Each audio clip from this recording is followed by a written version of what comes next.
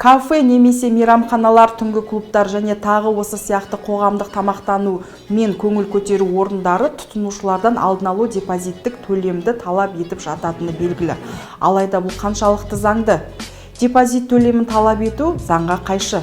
Қазақстан Республикасының тұтынушылардың құқықтарын қорғау туралы заңының 28-ші бабында сатушы сатып алушыны қажетсіз мөлшерде және ассортименттегі тауарды сатып алуға мәжбүрлей алмайды деп көрсетілген.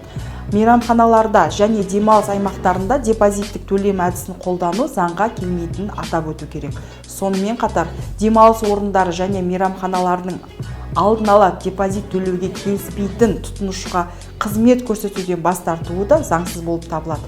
Егер сіздің құқығыңыз бұзылған жағдайда не істеу керек? Біріншіден, бас тарту фактісін анықтап, заң бойынша фото-видео фиксация жасау қажет.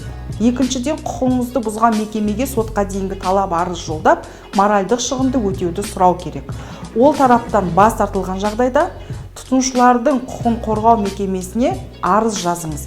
Бір ескере кететін жайт, дауды шешу үшін уәкілетті органдар мен медиаторларға хабарласып, содан кейін ғана сотқа жүгіну қажет.